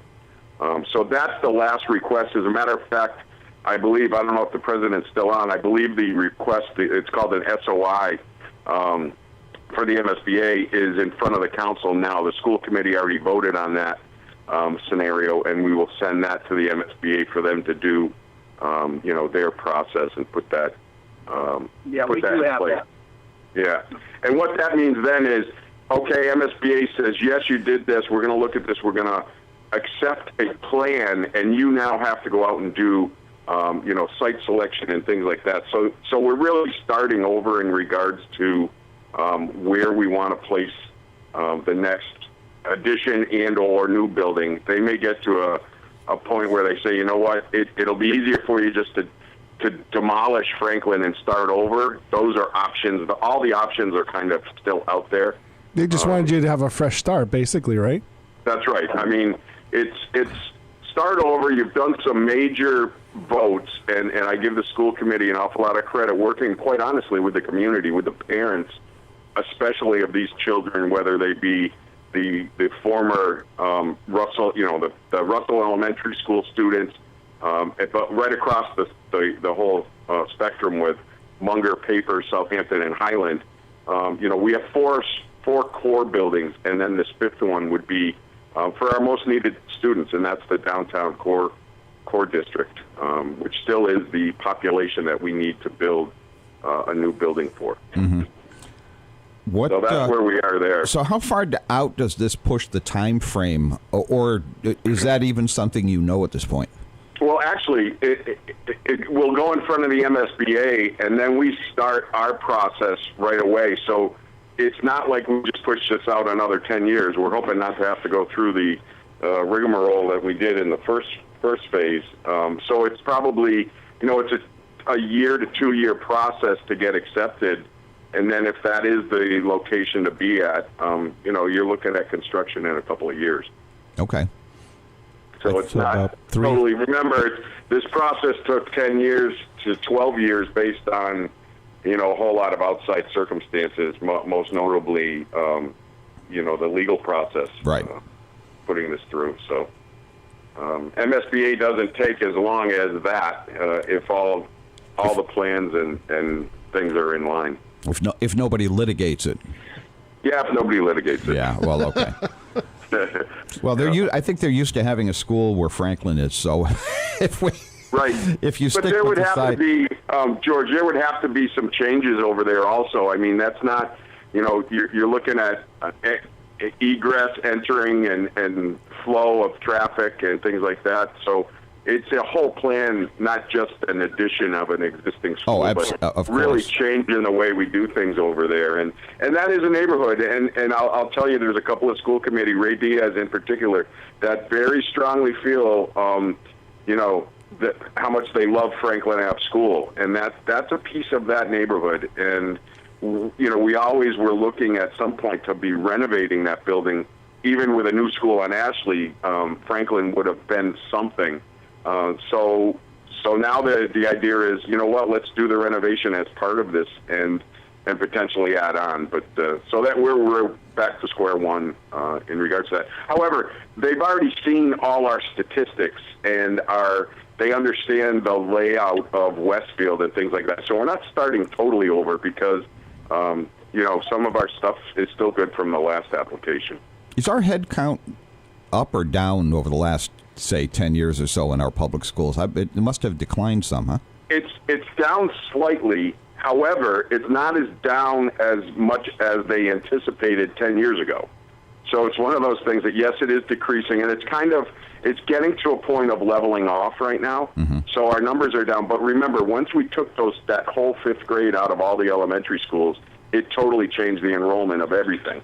Right. So we're better utilizing our, existing South Middle School, better utilizing our existing North Middle School, but we've also added space to some of our elementary schools. And quite honestly, with the closures, is going to fill up again, but that's how we're building. And the other thing, too, is because the community has become so attractive to live in, there's you can't... I was talking to some realtors a week or two ago, and they said there's no inventory for housing in the area right now. So, that's right. So the numbers, although they were expected to decline now, that's probably why they've leveled off. People have moved into town with families. Well, it has, and it's funny, the statistics that we got at my office, because I asked, was when people sell a house, are people moving out of town? Are they moving, are they upgrading? Are they downgrading? And it's a little bit of all of that. We do have senior housing. So, the older generation who may be selling their house isn't leaving Westfield. They're going to some of, Armbrook or some of the other facilities we have. And then some of the families are either upgrading or downgrading based on the fact that, I'm in this boat. My two kids are off either in college or gone. Empty nesters are downsizing considerably, and there's not a huge inventory of that. I can tell you that. My wife and I have been considering looking for a smaller ranch, something all on one floor in Westfield, and those are as scarce as hen's teeth. They're very hard to find. Right. So a lot of people are saying how everyone's leaving Westfield and this, that, and the other thing, and that's just not the case. Actually, they may be moving or selling their houses, but they're rotating in with other inventory that's here. Therefore, there's not a lot, and I think Pete's right. You ask the realtors, the inventory for them is not there right now in abundance. Or or at all. No, it's a serious seller's market. Seller's market right now. There's not much inventory, and there's a lot of people looking to buy. I can't imagine. I never thought I would say this. I can't imagine not living in Westfield at this point. And my wife and I considered South Carolina, like a lot of other people. We said, well, we'll move south where there isn't any snow and all of this kind of good stuff. In the last couple of years, we've kind of looked around and said, no, there's no place else we want to live. We're here for the duration. Except when you wake up and look out the window on April, snowing. But other than that, only on a Monday, Mayor, because on a Monday I have to be out here. The rest of the week, I'm old and retired. I can do whatever I want. Mr. Mayor, I was telling them I recall and so did Danny Nason, the April Fool's snowstorm of 1997. That's right. When I was stuck freelancing for the Weather Channel in 50-mile-an-hour blowing snow, doing 6-out live shots an hour. Yep. It was pretty impressive. And we don't need a blizzard. I'm here in 49 around noon, 1 o'clock today. So, sunny and 40 plus, yeah. Good. Mayor, so is Russell Elementary is closed after this school year, or? That's right. Those students will be coming back over the border. Yeah. My grandson is one of the students. Yep. Yeah. It's an amazing story, actually, for Russell. When we first were moving out of Juniper, I remember that there was a lot of stress and I won't say anger, but a lot of concern from parents in regards to moving to Russell and having to go all the way over to Russell. And now, quite honestly, the administration and the teachers there have made that school just a very tight-knit community, and now it's hard to get them back. So everybody, it's a beautiful school. It turned out not to be too bad in regards to travel and things like that. There were some hiccups with buses and timings and things like that, but for the most part, it's been really it was the right move considering what the options were at the time. But it's also expensive, right? And to get them back in, and that's one of the reasons of moving the fifth grade out of the existing elementaries was to bring those students back to Westfield. And wasn't it so they could stay together too? Well, it was. There was options at the time. Whatever you want to believe about from Westfield State and Juniper Park, it was the lease was, it was time to move out of Juniper Park, and we didn't want to at the time separate that community because they had grown together just at, all these neighborhood schools do. So to move them out, and there was options looked at. There was, additions and temporary schools and trailers and there just was a lot of things. And this school, just because Russell had closed this elementary school building, became available. And it was an option that was maybe a little more expensive than some of the other options, but it was the right thing to do at that time. And remember, at that time, we also thought Ashley Street was going to be built. So it was kind of a 2-year process to bring that whole community back and be at a new school, or at least that, Abner Gibbs and Franklin kids, and moving those kids back from Russell. Well, that didn't happen, so we stayed at Russell longer than anticipated. And the school, like I said, the school committee had to make some tough votes and move some enrollment to bring those kids back. But it is it's a tough move for those kids because it is a community up there, and the teachers are just fantastic. And as all of them are in this town, I never can give enough credit to the education we have here. But that's what builds the schools, and it's not, the rest can be brick and mortar, but it's what happens inside the doors that really count. No question about that. What's going to happen with the Ashley Street site now? I'm sorry, George? What? I said, what is going to happen with the Ashley Street site?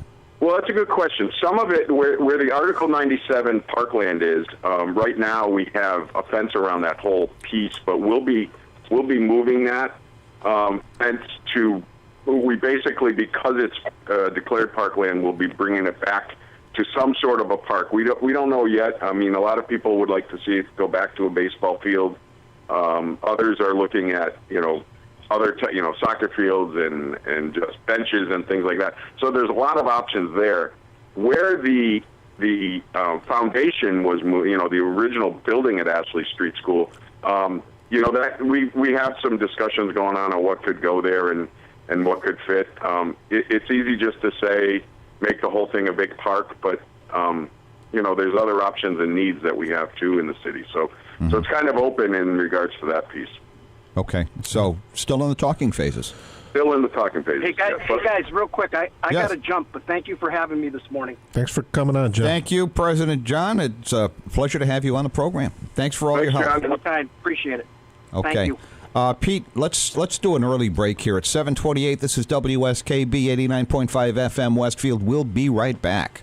Support for the community programming of WSKB is provided by the Barnes & Noble College Bookstore in the Ely Campus Center, offering Westfield State T-shirts, sweatshirts, and gift merchandise, all of your academic needs, and offering textbook materials in new, used, ebook, and rental formats. Available at the bookstore on campus or online at westfieldstate.bncollege.com.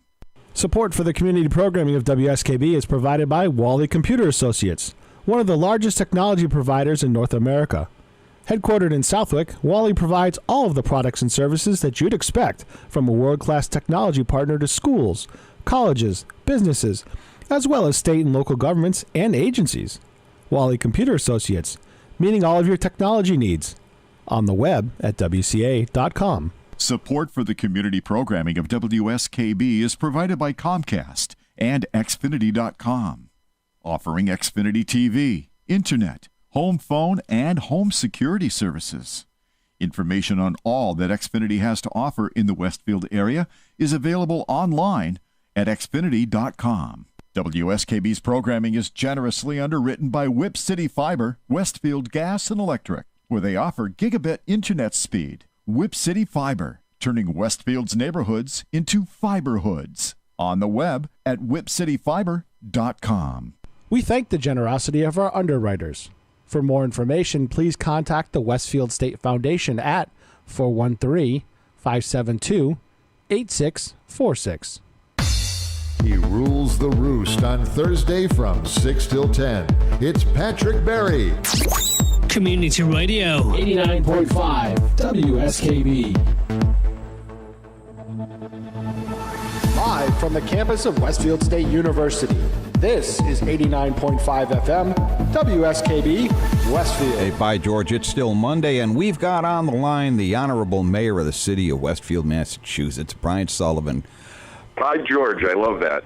Well, I blame Bob Plass. This is a Bob Plass creation. He told me I'd be doing the show, and he told me what the title was going to be, and I said, oh well, okay, fine. Yeah. It started out as part-time, and now you have a full-time. The rest of us have been Bob Plass also. There's a lot of that going around. No, we say here often don't make eye contact with Bob Plass, and don't make eye contact with Harry Rock. That's right. If you don't want a new job or two. Yep. Anyway. Two guys that keep this community rolling, believe me. You know, we have such great volunteers. We really do. We have great volunteers in the city of Westfield, and I'm particularly proud of the Kiwanis Club that I'm associated with. But Rotary and Lions and the Westfield Women's Club and all these other great organizations, Westfield on Weekends.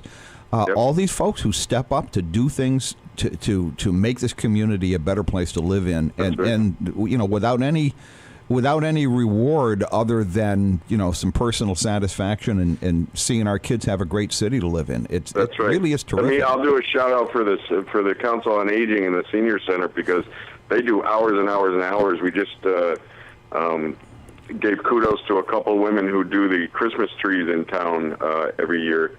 And so that was good. And also, if I can, another shout-out just to my office, Leanne and Jerry, with the Mayor's Easter egg hunt this weekend, and the volunteers. We had some kids and some characters walking around with the little kids, and a whole bunch of volunteer students there from taking care of the crowd and things like that. And the Mariah Temple was there, donating their time. Obviously, Pete was there with the music, but you can't do events like that when you don't have volunteers. And Westfield is so good at that. Sometimes all you have to do is ask. Mr. Mayor, Leanne was kind of bummed because she forgot her Fitbit at home. She said she could have got all her steps just that morning. Yeah, well, my job's easy at that point. I get to stand there with a microphone and kind of say, everybody, thanks for coming, and on your mark, get set, go. But it really is a 2-month project, believe me. In my office, there was kids coming in every day stuffing eggs, and there was over 7,000 eggs out there in the thing, from the 1-year-olds to the 10-year-olds, and it was, of course, the day was beautiful. But things like that don't become successful if you don't have the people to put the time in. Absolutely right. And Kiwanis, by the way, was proud to be one of the sponsors of that event. There you go. There's a whole list of sponsors. Big Y, Kiwanis, who always steps up, George. You know that. That's an easy one for me to always thank. And there was another whole group of people there. So, Westfield's great at it. So, it's never so lucky when you're a mayor when you have a group of people like that take the bull by the horns and just get something done. So Councilor Beltrandi in the last hour gave you a lot of kudos for being ahead on the budget process. How far ahead are you? Well, we are so far ahead, Pete. How far ahead are you? Well, let me just say, and I appreciate John like that, and let me tell you, there's not a better guy sitting in that seat right now in regards to communication with my office. John and me either text or call or pops in or things just to walk through what's coming up or what just happened or what's next on the agenda. So I really appreciate the fact that John spends the time talking with my office. So we you like to know what's going on and happening. So in regards to the budget, me and the auditors have already gone through the first phase, let's put it that way, and that's really just taking a look at, okay, what's everybody got on their plate and what are we anticipating for numbers for fiscal 19, which will start July 1st. After that phase is done and we kind of absorb the numbers, I'll have one-on-ones with all the department heads. And let's be honest, some of the departments can be a 2-minute phone call in regards to, that you have 2 people and you have a couple $100 in supplies and a little bit in materials, and there's really not a lot of stuff to really go through on that. But those departments are just as important because they're the piece of the whole. And at the end of it, you walk through the easy ones first, and then you get into the weeds and some of the other ones that, quite honestly, are just bigger budgets by nature. You got, obviously, the school department will be having a public meeting at, I believe it's going to be South Middle School, on or about the 9th April to start that school project, and that's obviously 50% give or take of the budget. So the school department's the biggest department, but DPW, police, fire, dispatch, health, a few of the others that you sit down and kind of go through to see what's changed. But there's not a lot of difference between fiscal 18 and fiscal 19 in regards to our budget, just based on there was no major company that's now giving us multi-million dollars, or the state hasn't all of a sudden found the rainbow. Yeah. Well, that was my. Hey, there's all kinds of local aid. Right. I had a question on that, Mr. Mayor. So, sure. Who's this? This is Steve Donnelly. Where's been quiet? Been quiet the last half hour. Popped in from nowhere. Good morning, Steve. Sneaked up on you. Yeah, you scared me a little bit right there. Hey, so I'm wondering what kind of chatter you've heard from Beacon Hill. So as you know, I don't know, somewhere between 30 and 40% of our budget comes from the state, and we're heavily reliant on the state. Yep. And the economy's been pretty good. Do you hear anything that the state may be increasing the level of aid to the municipalities? I'm basically hearing a little more on the school side, and I don't think it's this number that everyone's going to jump up and enjoy, like a huge windfall. But Chapter 70 money is potential to have a little more there this year. Other than that, things are really pretty much status quo, which isn't a bad thing. Last year, we're way down from state aid from previous years. Right. But if we can get at least status quo, it helps the mayors at least be able to budget locally. And it's a lot from, you start at the federal level and the money's going to the states, and then the states are going to the cities and towns. And so there's a lot of wait and see right now. And when you say it's early in the process, March is, March into April is early in the process, but it's really when you start formulating what you think is going to happen over the next couple of months. So I don't see any great difference from last year, but that's not a bad thing if I can get at least status quo. All right. Any big capital stuff coming up, Mayor? Well, we're going through the school project right now, and we obviously, with the water filtration system we have here, that's the bonding stuff. I'm sure John mentioned it during his talks. That's stuff that's happening now, but some of that will transfer into the next fiscal budget also. And let's be honest, every one of us has been talking about roads and infrastructure for many years, but even more so lately. Because nobody makes fun of the potholes or anything. That's right. I mean, I said it at the Chamber of Commerce breakfast. We found money in the budget this year, a little extra money, and I bought everybody in town a pothole. So it still works. It was very generous of you. I thought it was, one thing I could do, you know what I mean? But no, but the infrastructure and it's not just paving roads. It's stormwater drainage and fixing our roads that way. We've done over time, just done a lot of repairs and a lot of chasing ourselves. And Dave Billups and his whole crew and Steve, when he was on the council and stuff, were driving the fact of let's not just keep chasing our tails. Let's get out in front of some of this stuff and fix the roads correctly first, so we're not constantly going after that same road year in and year out. So it's not a 1-year plan; it's a 5 to 10 year plan. But we're starting it. Go ahead. I'm sorry, Steve. I don't know if you know this number off the top of your head, but I'm curious how many miles of road, local roads, do we have in the city?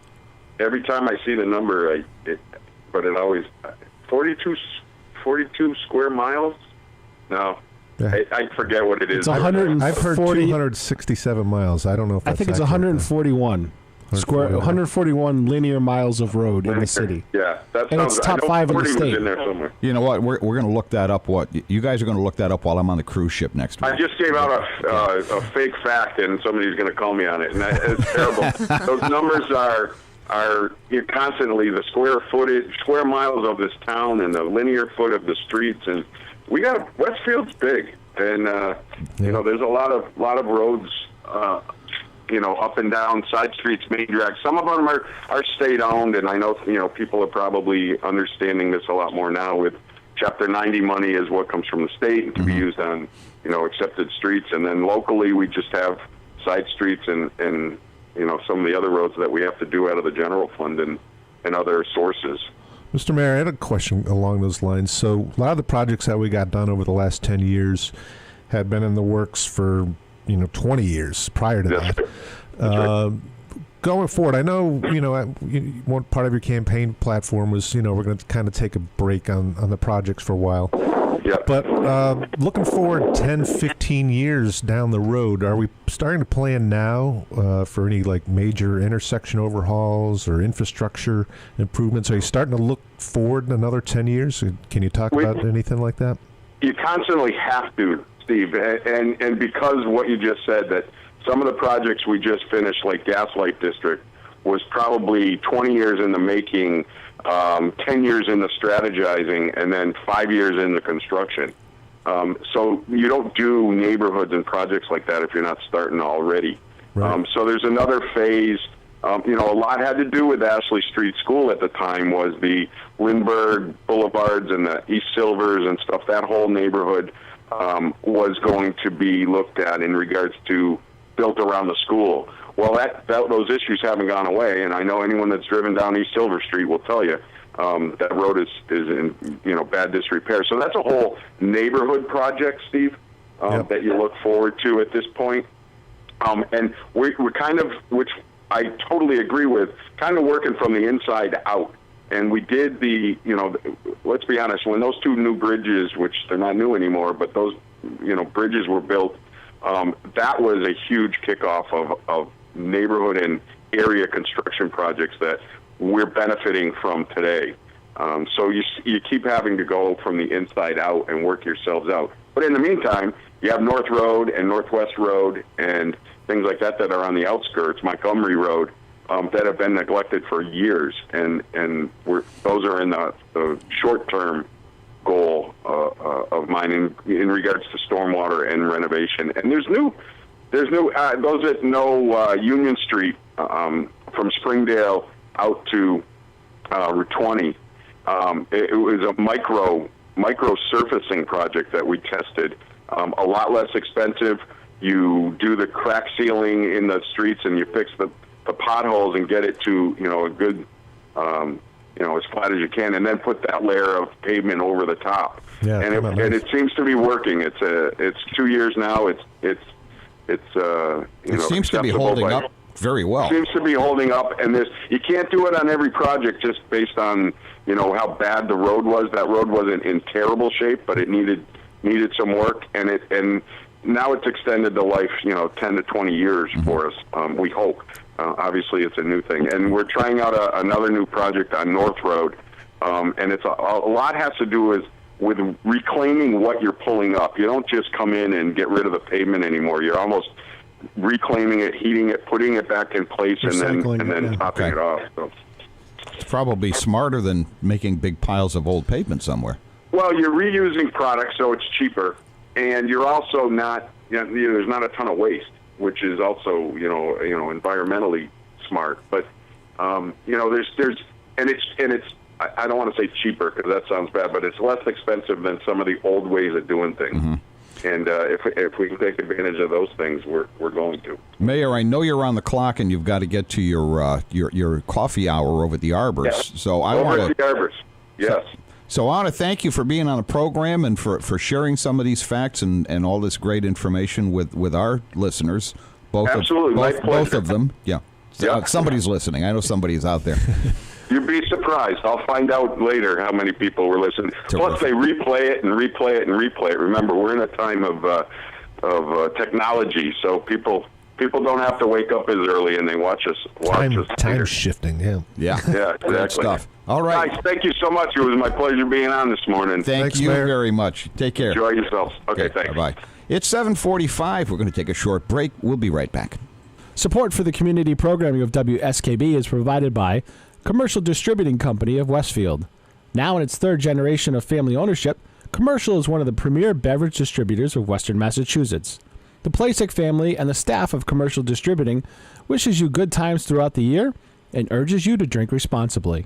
Support for community radio on WSKB is provided by Betts Plumbing and Heating Supply Company, an independent, family-owned wholesaler serving Westfield for over 50 years, specializing in plumbing, heating, and industrial piping supplies.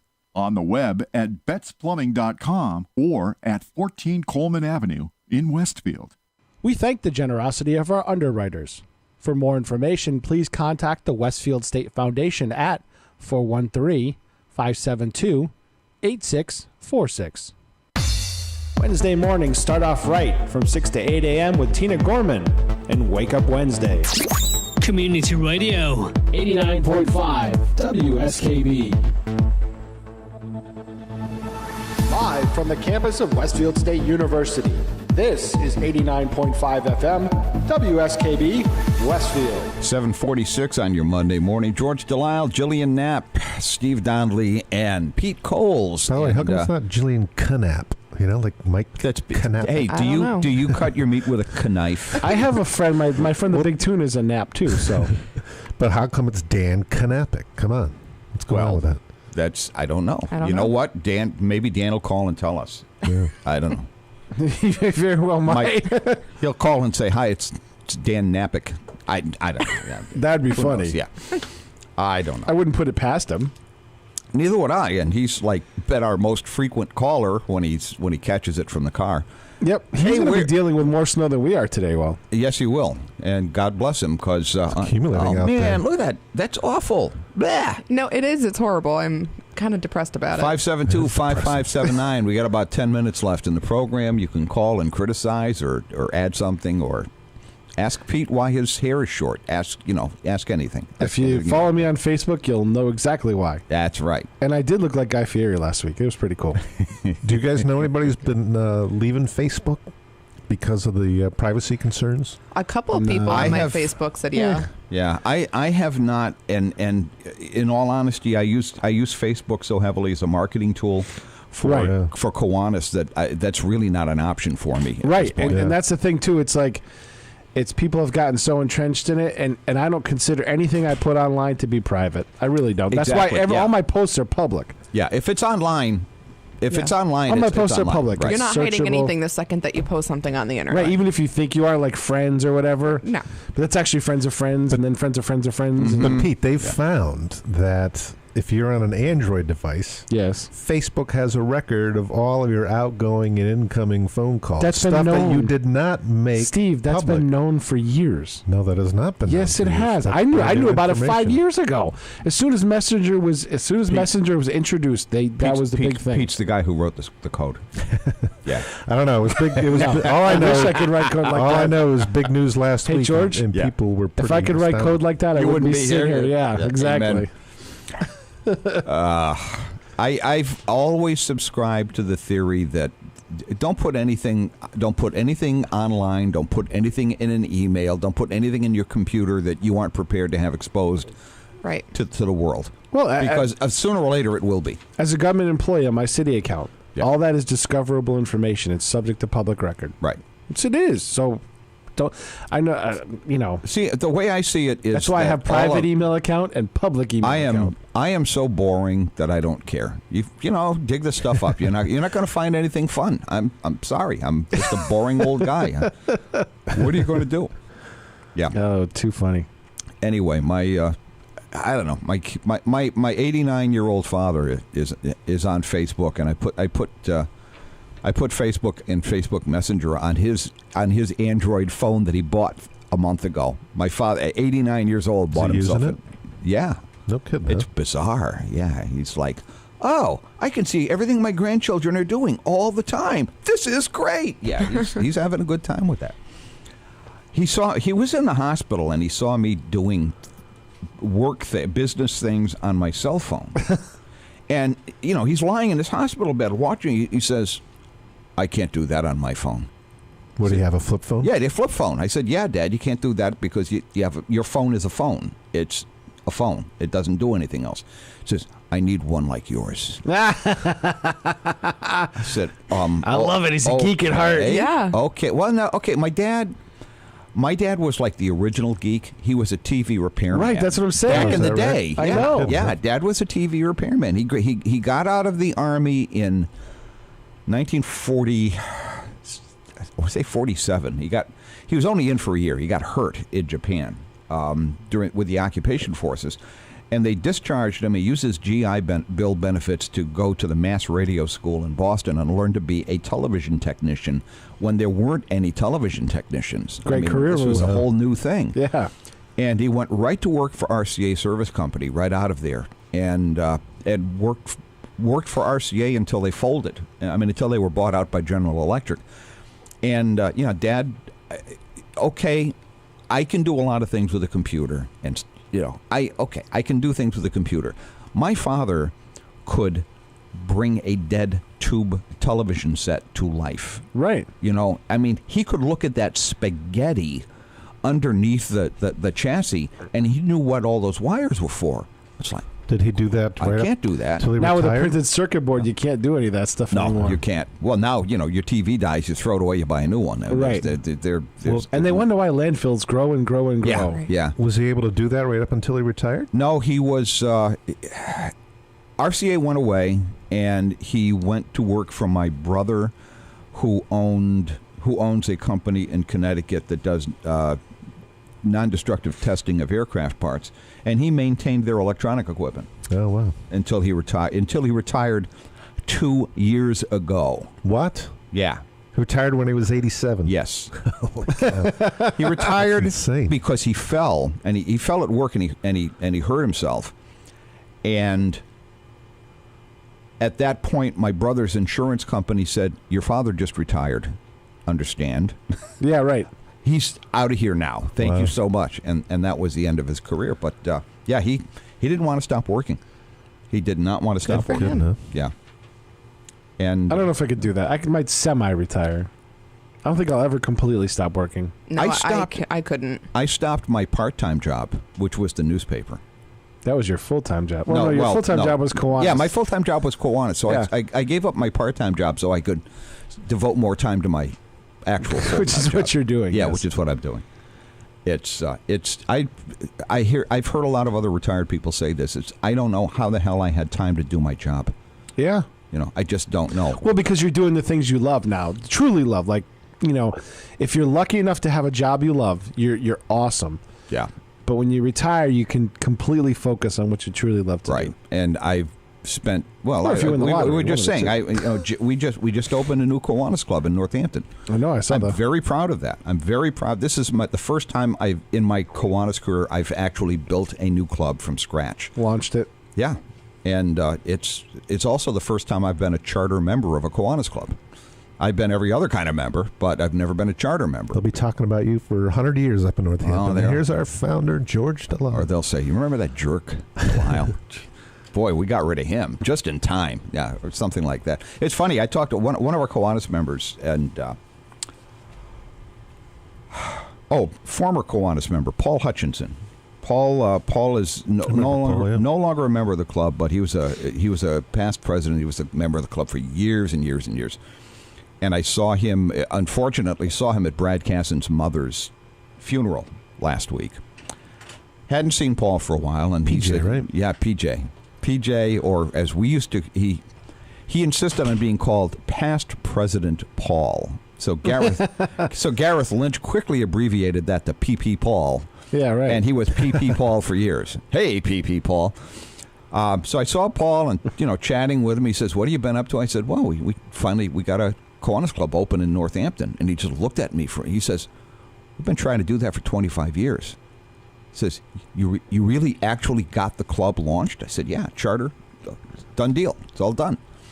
Wow, he says. I'm very proud of that. And now we're going to go to work on Chicopee. That's a good campaign plank, for you. Well, I'm reasonably sure most of the other trustee candidates have also built Kiwanis clubs, so it's okay. Not where one went defunct and you brought it back.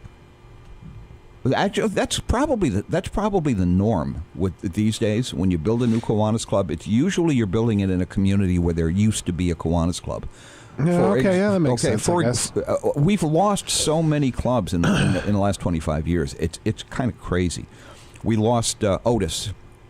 Otis was a funny club. It was a family-based club. It was a every. I was going to say, is it a seasonal club? No. There was a family that owned a chicken farm and a chicken restaurant in town. The Pyansons. Every member of that club the Otis Poultry Farm. Yep. Every member of that club was a member of the Pyanson family, either by blood or marriage. And when the patriarch, Max, passed away about 4 years ago, the club the only reason they were keeping it open was for Max. When Max passed away, the family said, let's sell the farm, and we're out of here. And they're gone. So they left town. And is the farm still there? I haven't been out there in a while. I think they sold it, but I haven't been out either. So I can't tell you. Because they make the best, cheese spreads. Yeah, yeah. So how do you go about starting a club? So you're going to start one in Chicopee. What's step one? Step one is to meet with the mayor, the police chief, and the school superintendent. And see, Chicopee is another one where we have a key club. We have an operational key club at Chicopee High School. Who sponsors it? Right now, Springfield. Oh, okay. Okay, they kind of took it over. We'll go to those key players and ask them for referrals. We'll also ask them to join. We'll say, look, we need you to be a charter member. Give me a check for $100. Be a charter member. I'm not going to ask you to do one thing other than put your name on the letter. Support. Yeah, exactly.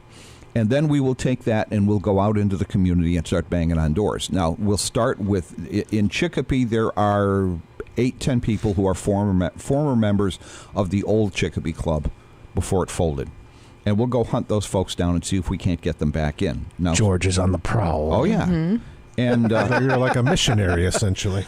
And we will bring in members of the district membership team, because I'm not the only one. There's a couple of other guys, and they'll come in and we'll go banging on doors, and we will have a couple of membership events. We'll advertise them in the local paper and say, come have a drink with us and have some hors d'oeuvres, and we'll talk to you about what Kiwanis can do for you in your community. The sales pitch. A sales pitch, exactly. It's kind of like those things with the retirement, except I'm not going to try to sell you any stuff that you that you don't want. You're not a hedge fund manager. Wait, I am going to try to sell you stuff. Okay, never mind. But I think that's okay. And really the thing with me is, and I say this all the time, and people don't think I'm telling the truth, but I am telling the truth. Kiwanis has given me more than I can ever give back. That's how important it has been in my life and in my children's lives. It's been just an amazing experience. And I want other people to have that experience, which is why I was relentless until Jillian gave me her money and signed on the bottom line. Oh, no, he walked into the store and said, I need a check, and you're Sign filling here. this out now. Yeah. But Jillian is going to, when I get back from the trip, Jillian's finally going to come to a meeting and get installed as a member. That's right. That's right. It's on my calendar. It's on your calendar. All right. You hear that, everybody? It's on her calendar. Now you're on public record. I'll be there. Yeah. That's the only thing you've said all day. I'm sorry. She's just starting to wake up. I just started to wake up. All right. Well, I'm ready to go now. When you've been you can doing stick around with Michael if you want to. When you've been doing this long enough, you don't have to be awake. You just talk. Now, I may go back and play the recording and say, did I say that? Uh-oh. I've only got 7 hours of sleep in the past 40. Okay, that's not 50 cool. hours. Not cool. She picked up a shift. Okay. Yeah. We have to I understand that concept because I've done that. Working at Mount Holyoke, somebody goes, we're really, really strapped for the midnight to 8. Yeah. I really don't want to do midnight to 8, but if you're really strapped, I'll come in. Well, that's what happened to me. The overnight guy got invited to a wedding, and he's like, can you work for me, please? Right. With the dispatcher? I was like, overnight in Springfield? Work as a dispatcher, Jillian? No, I work in anesthesia at Bay State. Anesthesia, gotcha. So if you ever need to be knocked out, she's your girl. Yeah. Hey, it's 8 o'clock here in Westfield. It's another edition of Bye, George. It's Monday. Down the tubes. Yeah, thanks. Bon voyage, George. Yeah, we're heading for that iceberg. Michael Busker McMahon is up next. Bon voyage for your cruise. Bon voyage. Oh, I'm off to the Love Boat. Bon voyage. Yeah. All right, folks. We'll see you in 3 weeks. Bye-bye. Support for the community programming of WSKB is provided by Bay State Dental. Comprehensive dentistry at 14 convenient